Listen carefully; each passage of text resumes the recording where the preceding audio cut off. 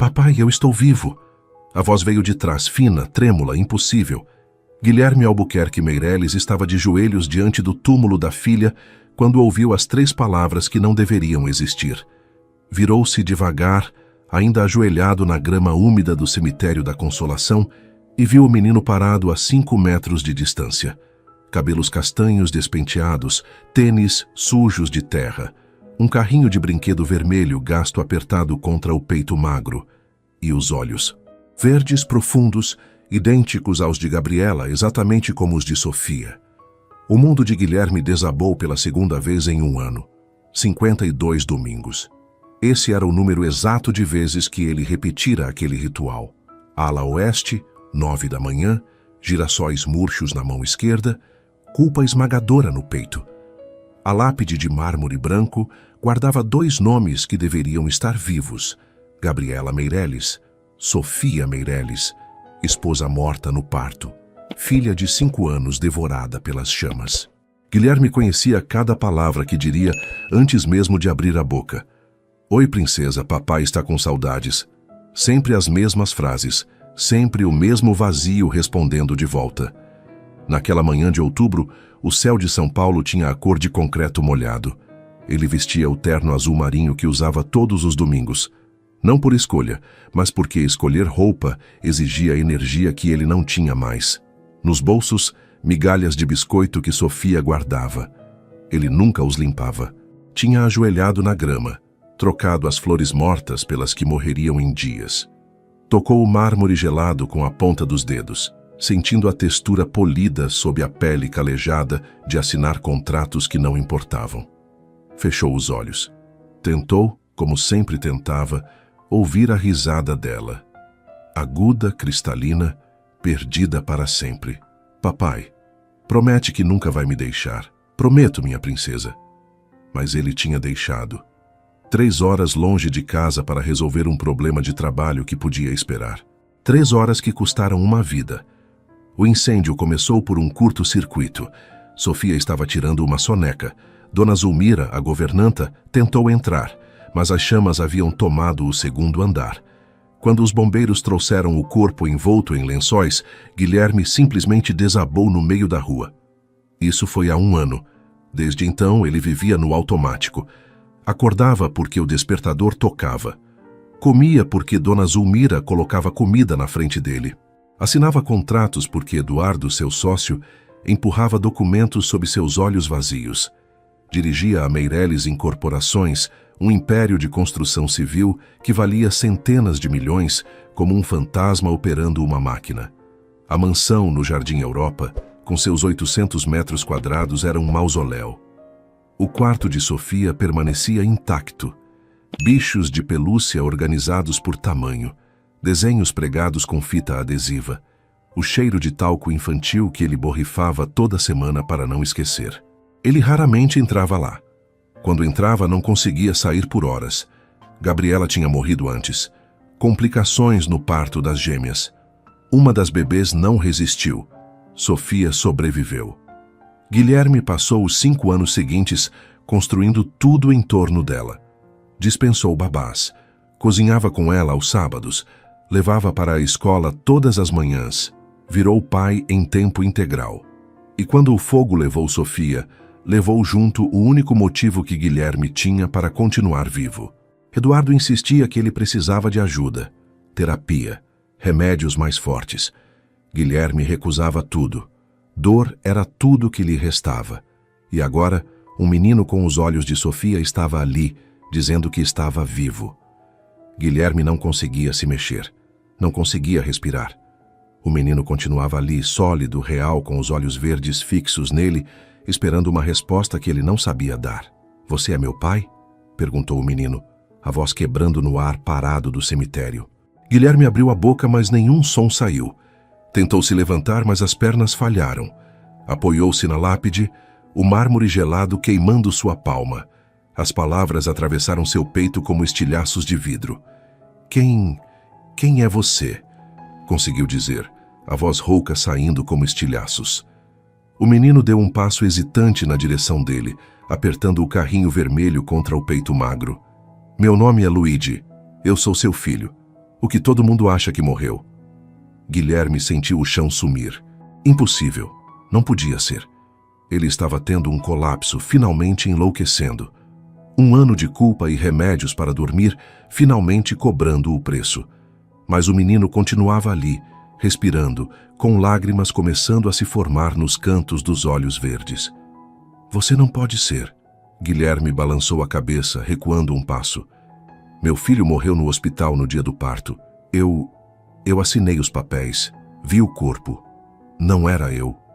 Luigi enxugou o rosto com as costas da mão. Me confundiram com outro bebê.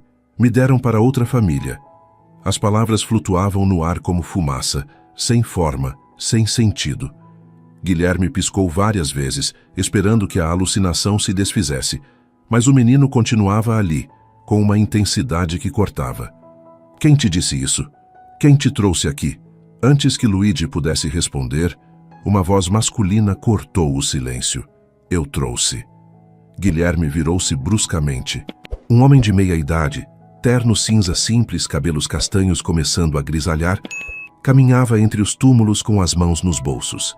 Expressão séria, cuidadosa. Havia algo nele que sugeria profissão. Advogado, talvez.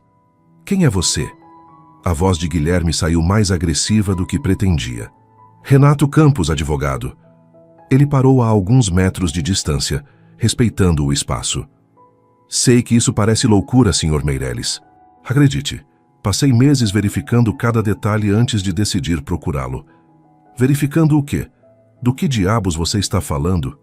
Renato tirou um envelope pardo do bolso interno do paletó e estendeu na direção de Guilherme.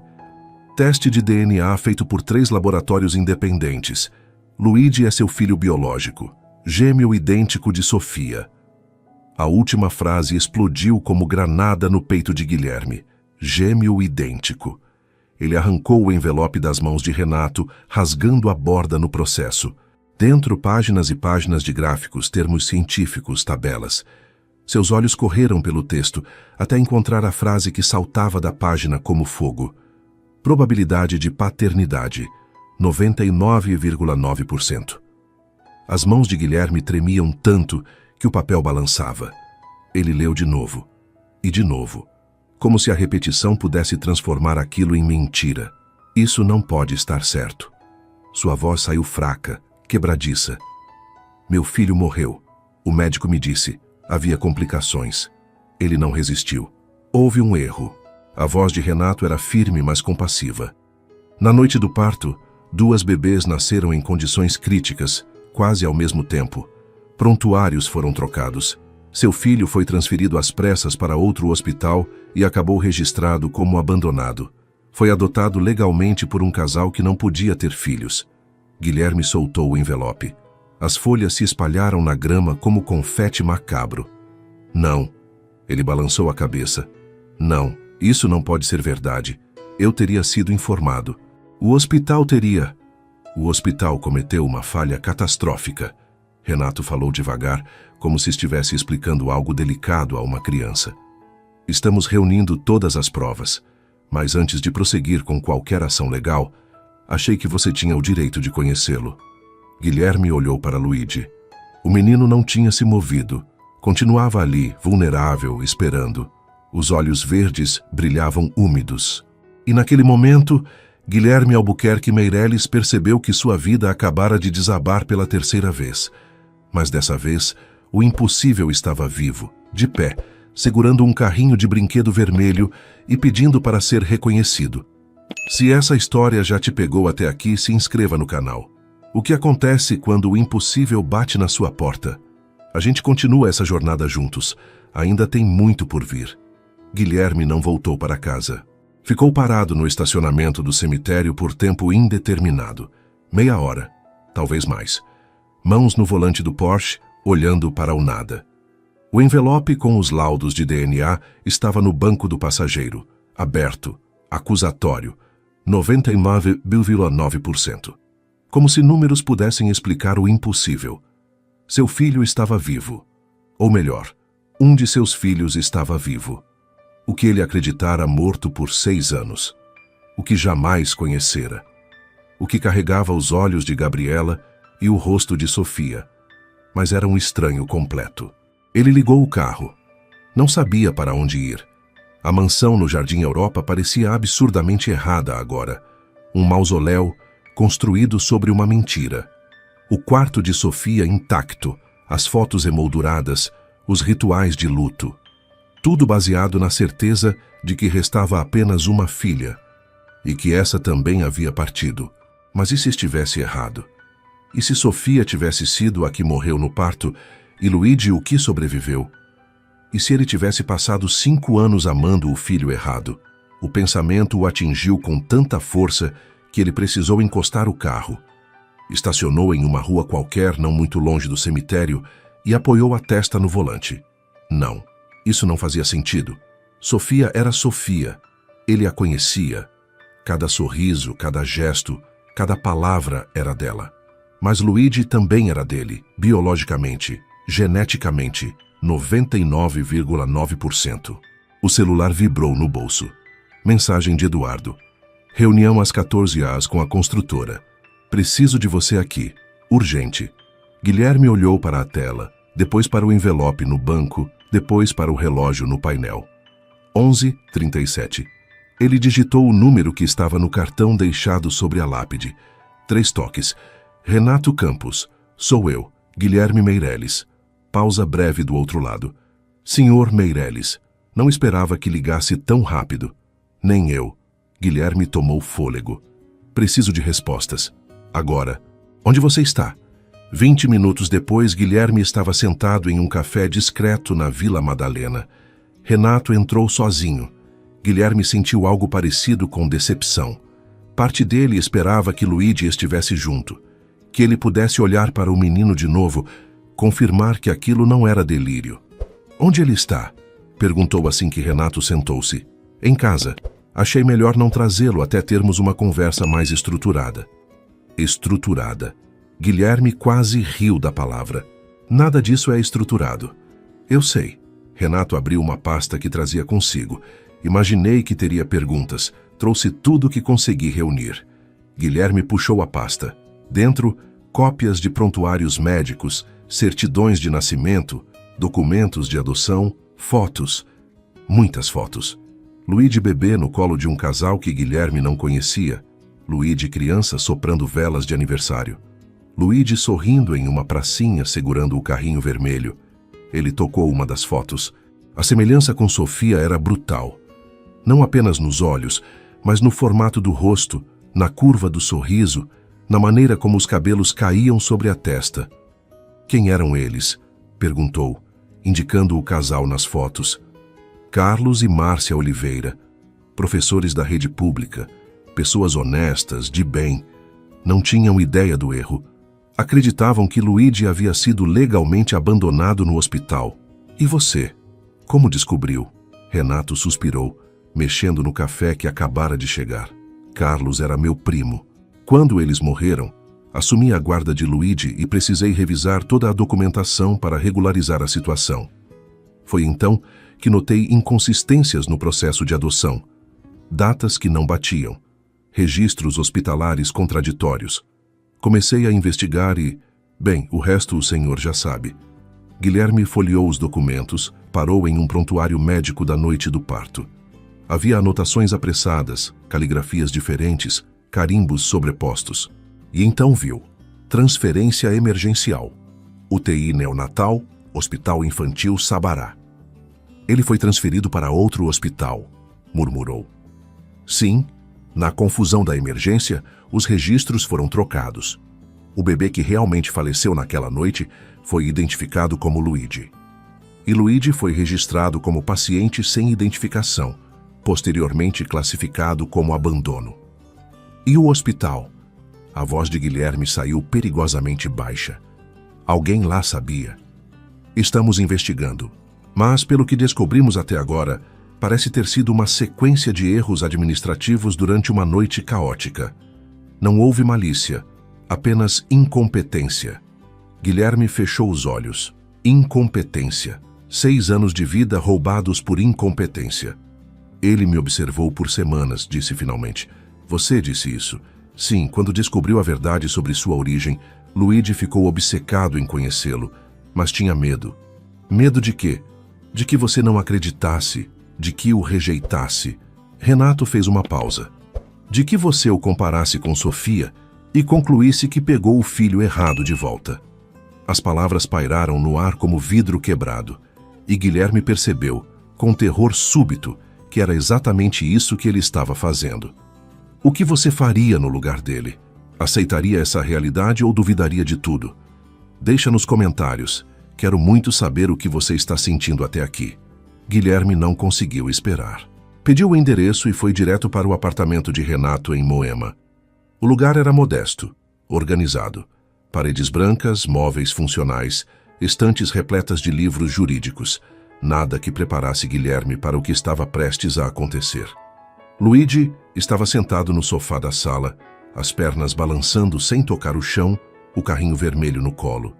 Quando viu Guilherme entrar, seu corpo inteiro se enrijeceu. Medo e esperança brigavam no rosto pequeno. Renato fez um gesto discreto e saiu da sala, deixando-os sozinhos. O silêncio era ensurdecedor. Guilherme não sabia como começar. Como se fala com um filho que você nunca conheceu? Como se pede desculpas por 6 anos de ausência involuntária? Foi Luigi quem falou primeiro. Você não acredita em mim. Não era pergunta, era constatação. A voz fina, mas firme. Guilherme sentou-se na poltrona em frente a ele, mantendo distância respeitosa. Não é questão de acreditar. Os exames de DNA não mentem. Eu só preciso entender. Entender o quê? Como isso aconteceu? Por que ninguém descobriu antes? Por que você apareceu só agora? Luigi apertou o carrinho contra o peito. Meus pais morreram. Meus outros pais. A correção saiu dolorosa. Tio Renato achou os papéis da adoção. Tinha coisas erradas. Ele investigou e descobriu sobre você, sobre Sofia, sobre tudo. E você quis me conhecer? Sim. Por quê? A pergunta pareceu pegar Luigi de surpresa. Ele piscou várias vezes, como se a resposta fosse óbvia demais para precisar ser dita. Porque você é meu pai. 3 palavras simples, devastadoras.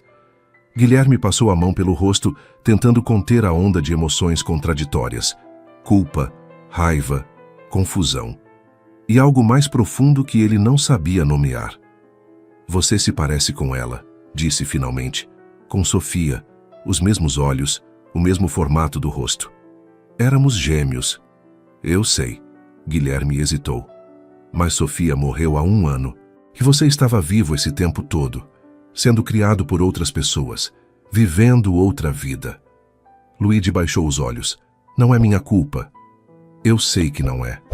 Mas você está bravo comigo. Não estou bravo com você. Está sim. Luigi levantou os olhos e Guilherme viu lágrimas começando a se formar. Está bravo porque eu não sou ela, porque eu deveria ter morrido no lugar dela. O mundo parou. Guilherme sentiu como se tivesse levado um soco no estômago. As palavras de Luigi ecoavam na sala, cruas, honestas, insuportáveis. Não, conseguiu dizer, a voz falhando. Não é isso. É sim. As lágrimas escorriam agora. Eu vi você no cemitério. Todo domingo, você levava flores para ela, falava com ela, chorava por ela. Luigi enxugou o rosto com as costas da mão. Ela tinha você. Teve 5 anos com você. Eu não tive nada. Guilherme sentiu algo rachar dentro do peito. Não era raiva. Era algo pior. Era a verdade. Porque Luigi estava certo. Parte dele, a parte egoísta quebrada, ainda presa no luto, desejava que fosse Sofia sentada ali. Desejava que o milagre tivesse trazido de volta a filha que conhecera, não o estranho com o rosto dela. E Luigi sabia disso. Uma criança de 6 anos sabia disso. Guilherme se levantou da poltrona e, sem pensar, ajoelhou-se na frente dele. Olhou nos olhos verdes. Os mesmos de Gabriela, os mesmos de Sofia, mas também dele. Unicamente dele. Você está certo, disse, a voz quebrando. Estou com raiva, mas não de você. Nunca de você. De quem, então?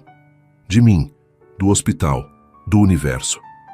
Ele respirou fundo. Porque perdi 6 anos com você. Porque quando você nasceu, Me disseram que você tinha partido e eu acreditei. Não lutei, não questionei, apenas aceitei. Luigi o observava com atenção total, as lágrimas ainda molhando o rosto. E então Sofia veio, continuou Guilherme. E eu coloquei nela todo o amor que tinha. Cada segundo, cada respiração. E quando a perdi, achei que tinha perdido tudo. Mas não perdeu, Luigi sussurrou. Não. Guilherme balançou a cabeça. Não perdi, porque você está aqui. Fez uma pausa. A mais difícil da sua vida. Mas isso não torna as coisas mais fáceis. Torna tudo mais complicado. Porque agora sei que enquanto eu amava Sofia, você estava em outro lugar, com outra família, e eu nem sabia que existia. Sua voz tremeu. Como eu perdoo isso? Como eu olho para você e não penso em todos os aniversários que perdi? Todas as noites que não te coloquei para dormir? Luigi ficou em silêncio por um longo momento. Depois, com a sabedoria estranha que só crianças têm, disse: Eu não vou fingir que não dói. Mas eu vim aqui porque ainda dá tempo. E naquele momento, Guilherme entendeu. Não era sobre substituir, era sobre recomeçar. Se essa virada te pegou tanto quanto me pegou, deixa seu like agora. Histórias assim precisam ser sentidas juntos. Guilherme não soltou o olhar de Luigi imediatamente. Ficaram assim por alguns segundos, pai e filho conectados por um fio invisível, frágil, recém-tecido. Quando finalmente se separaram, algo no ar havia mudado. Não era aceitação completa, não era cura, mas era um começo. Renato voltou à sala trazendo 2 copos de suco de laranja e um café. Colocou tudo na mesa de centro sem dizer nada, respeitando o silêncio que ainda pairava. Guilherme sentou-se novamente na poltrona. Mas agora a distância não parecia tão intransponível. Luigi segurava o carrinho vermelho com menos força, os ombros menos tensos. Preciso saber de tudo, disse Guilherme, finalmente olhando para Renato. Todos os detalhes. O que aconteceu naquela noite no hospital, quem foi responsável, tudo. Renato assentiu, tirando uma pasta mais grossa da estante próxima. Vou te passar tudo que consegui reunir, mas preciso te avisar, é pesado. Não foram apenas erros administrativos, houve manipulação deliberada. Guilherme sentiu o sangue gelar. O quê? Havia uma enfermeira, Renato começou escolhendo as palavras com cuidado. Conceição Almeida, tia da outra bebê que realmente faleceu naquela noite. Quando percebeu que sua sobrinha estava perdendo o filho, trocou os prontuários durante o caos da emergência. Registrou Luigi como o bebê que havia partido, e o sobrinho dela como o que sobreviveu. Guilherme fechou os punhos. E ninguém questionou, ninguém verificou. Foi uma noite de múltiplas emergências obstétricas. 3 partos complicados ao mesmo tempo. A equipe estava exausta. Quando Luigi precisou ser transferido para a UTI neonatal de outro hospital, os registros já estavam adulterados. Simplesmente seguiram o que estava nos papéis. E depois? Quando a mãe da outra bebê morreu, Conceição entrou em pânico. Não teve coragem de corrigir o erro. Então manteve Luigi registrado como abandono, sabendo que seria encaminhado para a adoção. Renato fez uma pausa. Segundo depoimentos de colegas de trabalho que consegui, ela nunca mais foi a mesma depois daquilo. Desenvolveu depressão severa. Pediu afastamento. 2 anos depois, foi diagnosticada com câncer terminal. Guilherme queria sentir satisfação. Queria sentir que houve alguma justiça cósmica, mas tudo o que sentia era vazio. Onde você estava morando? Guilherme perguntou diretamente a Luigi, tentando trazer a conversa de volta para o que importava. Aqui com o tio Renato. E antes do acidente em Santana, num apartamento pequeno. Luigi falou baixinho, acariciando as rodas do carrinho vermelho. Tinha 2 quartos. Eu dividia o meu com prateleiras de livros. Mamãe Márcia era professora de português. Dizia que casa sem livro não era casa. A descrição simples atingiu Guilherme com força inesperada. Aquela criança tinha tido uma vida inteira que ele não conhecia.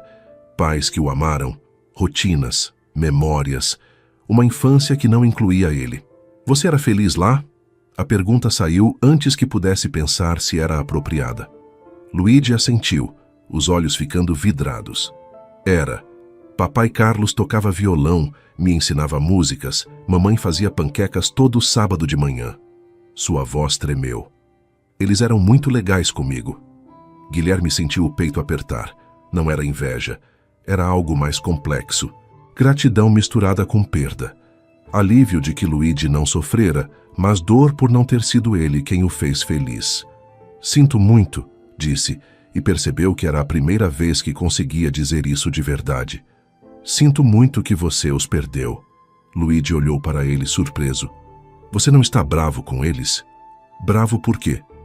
Por terem me criado, por terem sido meus pais quando você deveria ser. Guilherme balançou a cabeça devagar. Eles não sabiam da verdade. E pelo que você conta, te amaram de verdade. Fez uma pausa. Eu nunca vou te pedir para esquecer deles. Eles merecem ser lembrados. Os olhos de Luigi encheram de lágrimas novamente, mas dessa vez não eram de medo. Eram de alívio. Posso visitar o túmulo deles? Sempre que quiser. E posso falar deles? Contar histórias sobre eles? Claro que sim. Luigi soltou um suspiro longo, como se estivesse segurando a respiração há dias.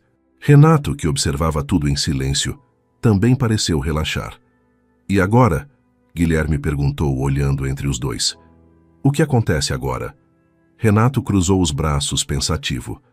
Legalmente, você é o pai biológico. Tem direito à guarda. Mas isso não precisa ser decidido hoje. Luigi está seguro aqui comigo, enquanto resolvemos os trâmites. Guilherme olhou para Luigi. E você? O que você quer? O menino mordeu o lábio, hesitante. Quero te conhecer melhor. Mas tenho medo. Medo de quê? De que você desista de mim. A voz saiu pequena, vulnerável. Tipo, que você tente me querer, mas não consiga. E aí eu vou ter perdido todo mundo. A honestidade brutal da confissão quase derrubou Guilherme. Se essa história está tocando você tanto quanto tocou a gente, considere apoiar com um Super Thanks, ou se inscreva agora se ainda não fez isso. Histórias assim precisam ser contadas, e você faz parte disso. Guilherme se levantou da poltrona e, sem pensar, sentou-se ao lado de Luigi no sofá. Pela primeira vez, realmente ao lado dele. Eu não vou mentir e dizer que vai ser fácil, disse, olhando diretamente nos olhos verdes. Não sei como ser pai de alguém que não conheço. Não sei se vou fazer tudo certo. Luigi assentiu, absorvendo cada palavra. Mas, continuou Guilherme, eu não desisto. Não desisti de Sofia quando ficou difícil. Não vou desistir de você. Promete? Luigi estendeu o mindinho. Aquele gesto universal infantil de promessa inquebrantável. Guilherme piscou, surpreso. Mas então entrelaçou seu mindinho no dele. Prometo. Selado, disse Luigi, sério como um juiz. Selado, repetiu Guilherme. E pela primeira vez desde que tudo começara, ele sentiu algo além de dor ou confusão. Sentiu possibilidade. 3 meses depois, Guilherme estava no jardim da mansão no Jardim Europa, com Luigi ao seu lado. O mesmo jardim onde Sofia costumava correr atrás de borboletas. O mesmo gramado onde ele achava que nunca mais haveria risadas de criança. Luigi chutou a bola na direção dele. Um chute desajeitado, ainda aprendendo a mirar. Guilherme devolveu com cuidado e o menino correu atrás, o carrinho vermelho esquecido no banco do jardim pela primeira vez em semanas. O quarto de Sofia permanecia. Guilherme não conseguia mudá-lo, mas agora havia outro quarto na mansão. Um com paredes azuis e prateleiras cheias de carrinhos de brinquedo, estrelas fluorescentes no teto que brilhavam à noite. O quarto de Luigi ainda não era permanente. Luigi ainda morava oficialmente com Renato enquanto os trâmites legais se resolviam, mas dormia ali 2 ou 3 vezes por semana. E cada vez que acordava naquela casa, Guilherme sentia como se estivesse aprendendo a respirar de novo. Não era como antes. Nunca seria. Sofia não voltaria. Gabriela não voltaria. 6 anos perdidos com Luigi não poderiam ser recuperados. Mas havia algo novo crescendo no lugar da ruína. Algo frágil, mas insistente. Algo que se parecia com o futuro. Luigi chutou a bola e ela foi longe demais, rolando até o canteiro de flores. Guilherme foi buscar. Quando voltou, o menino estava parado no meio do gramado, olhando para ele com aqueles olhos verdes que carregavam tanto Gabriela quanto Sofia, mas que eram, acima de tudo, dele mesmo. Papai, disse Luigi, testando a palavra pela primeira vez desde que se conheceram. Guilherme sentiu o peito apertar, mas não de dor, de algo diferente, algo que ele achava que tinha morrido junto com Sofia. Sim, filho. E naquele momento, com a bola entre as mãos e o sol da tarde batendo no rosto, Guilherme entendeu algo que levara 3 meses para aceitar. Não era sobre substituir, era sobre somar. Sofia viveria para sempre em suas memórias, em seu coração, em cada canto daquela casa. Mas Luigi estava ali, vivo, respirando, precisando dele agora. E ele não desperdiçaria essa segunda chance. Sabe, tem uma coisa sobre perdas que ninguém te conta quando você está no meio delas. Não é que a dor desaparece, não desaparece. Ela se transforma, vira parte de você. Cicatriz que dói quando o tempo muda. Peso que você aprende a carregar. Mas junto com a dor, às vezes, nem sempre, mas às vezes, vem algo inesperado. Uma porta que você nem sabia que existia. Um rosto que carrega os olhos de quem você perdeu. Uma mão pequena que procura a sua no escuro, e você tem que escolher. Pode fechar essa porta, pode recusar a mão, pode ficar preso no que foi, recusando o que pode ser, ou pode respirar fundo, reunir toda a coragem que ainda resta e dizer: tudo bem, vamos tentar. Guilherme escolheu tentar. E você? Se essa história te encontrou hoje, talvez não tenha sido por acaso. Talvez você também esteja carregando uma perda que parece pesada demais. Talvez esteja preso entre o que foi e o que poderia ser. Talvez tenha medo de seguir em frente, como se isso fosse trair quem você amou. Deixa eu te dizer uma coisa. Seguir em frente não é esquecer. É honrar. É dizer: eu amei, eu perdi, mas ainda estou aqui e ainda posso amar de novo. Se você ficou até aqui, obrigado. De verdade. Histórias como essa não são fáceis de contar, e sei que não são fáceis de ouvir, mas são necessárias, porque a vida real não é feita de finais perfeitos. É feita de recomeços imperfeitos, e isso já é o suficiente. Se essa história tocou você, tem mais te esperando. Clica no próximo vídeo aqui do lado, ou maratona o canal inteiro. Cada história aqui é sobre gente de verdade enfrentando o impossível e encontrando um jeito de continuar. Você não está sozinho. E se precisar ouvir isso de novo, amanhã volta aqui.